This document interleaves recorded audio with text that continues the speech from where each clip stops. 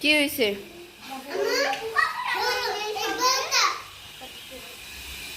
কি এটা? কি দেখো এই বলটা নিচে ছাইরা দিলে ঘরগুলো পরিষ্কার করে। আচ্ছা তুমি খাবা মুড়ি? বলো।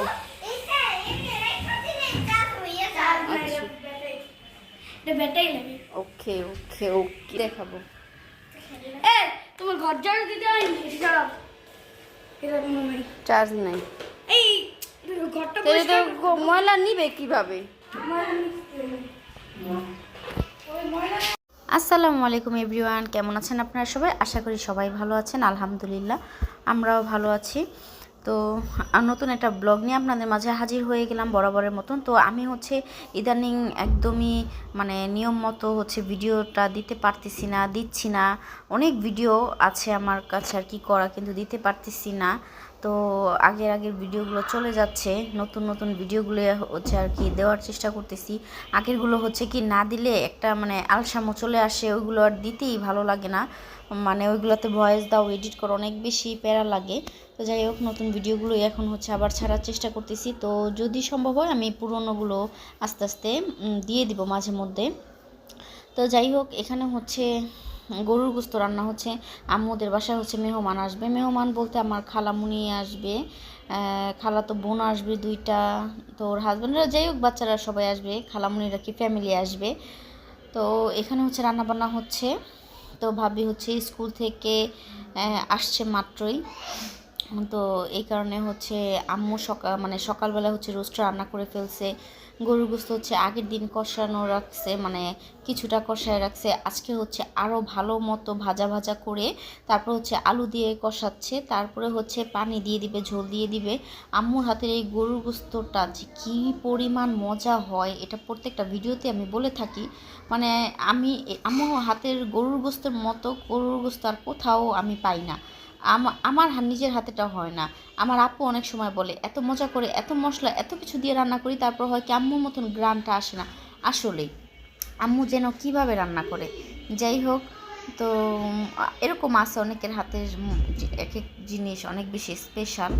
তো আম্মুর হাতের গরুর গোস্ত অনেক বেশি স্পেশাল, অনেক কিছু। আর আরেকটা কথা কি, মায়েদের হাতের রান্না একটু স্পেশালই হয়, বিশেষ করে বাচ্চাদের কাছে। যাই হোক, তো এটা শুধু আমাদের কাছে, এটা আমাদের ফ্যামিলির সবাই অনেক বেশি পছন্দ করে আম্মুর হাতের গরুর গোস্তটা।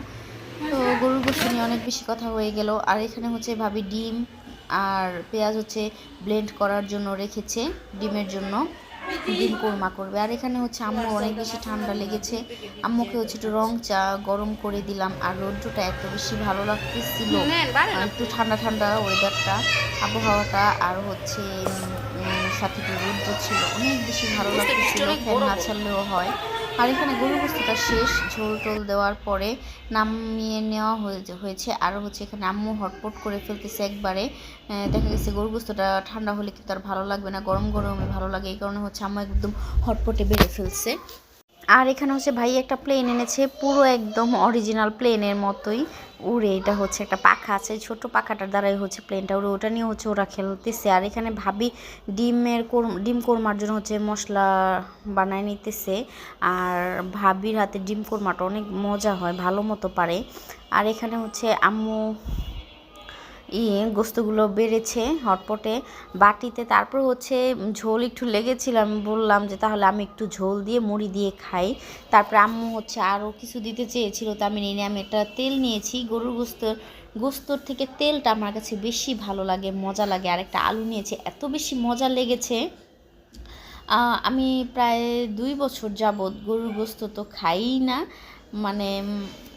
নামমাত্র, কিন্তু তেলটা খাই একদম।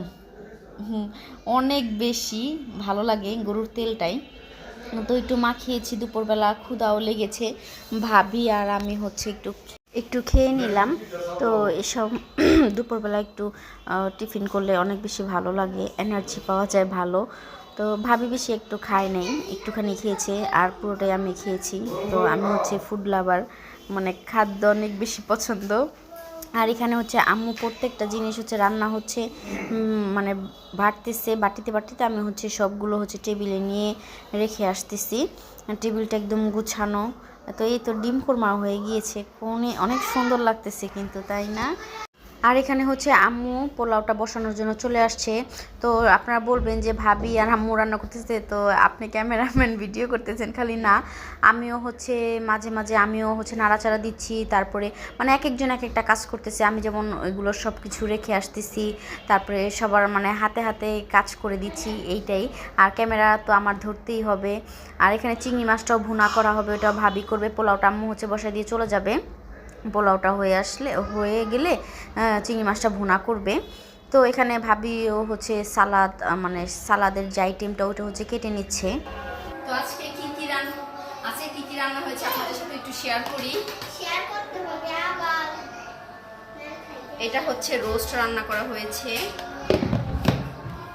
আর এখানে হচ্ছে গরুর গোস্ত, লাল লাল একদম ঝাল ঝাল বড় বড় আলু দিয়ে, অনেক বেশি মজা হয়েছে। এটা আম্মুর হাতের গরুর গোস্ত, এটা সবাই অনেক বেশি পছন্দ করি আমরা।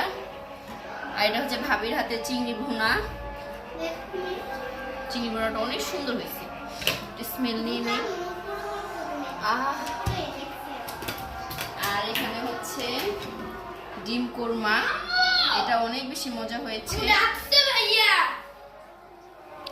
আর এখানে আছে শসা, লেবু, সালাদ, সরি পেঁয়াজ, মরিচ, আর হচ্ছে পুরো টেবিলটা হচ্ছে গুছানো। এবার ধরো।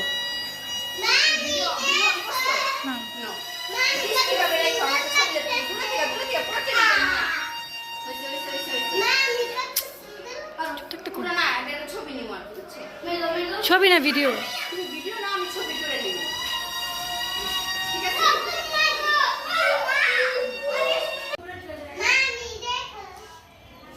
আর এখানে হচ্ছে পোলাও, সাদা পোলাও, আর এটা হচ্ছে ইলিশ মাছ ভাজা, এখনো ভাজা হয়নি। তো মেহমানরা আসলে হচ্ছে ভেজে দেওয়া হবে। তো তারপরে হচ্ছে মেহমানরা মানে আসছে, আবার চলেও গিয়েছে। তো ওরা হচ্ছে ক্যামেরা ফ্রেন্ডলি না, এই কারণে হচ্ছে ওদেরকে আর আমি ভিডিওতে আনিনি। তো যাই হোক, সবাই মিলে একসাথে হচ্ছে খাওয়া দাওয়া করলাম। আজকের দিনটা ভালোই কেটেছে আলহামদুলিল্লাহ। আর এখানে হচ্ছে মেহমান যাওয়ার পরে সব কিছু করার পরে হচ্ছে আমি একটু ভাইয়ার রুমে শুয়ে শুয়ে হচ্ছে জেমসের গান শুনছিলাম। আমার অনেক বেশি ফেভারেট একটা সিঙ্গার, অনেক ভালো লাগে ওদের গানগুলা। তারপরে আয়াব বাচ্চুর গান অনেক বেশি ভালো লাগে। যাই হোক, বাচ্চারা খেলতেছে, ওইটাও একটু ভিডিও করলাম। সবাই ভালো থাকবেন, সুস্থ থাকবেন, আমাদের জন্য দোয়া করবেন। আর চা ছাড়া তো সন্ধ্যাটা মানে পরিপূর্ণ হয়ই না। তো দেখতে থাকুন আমাদের ভিডিওটা। এখন একটু হচ্ছে চা খাবো, চা খেয়ে এই তো সবাই ভালো থাকবেন। আল্লাহ হাফেজ।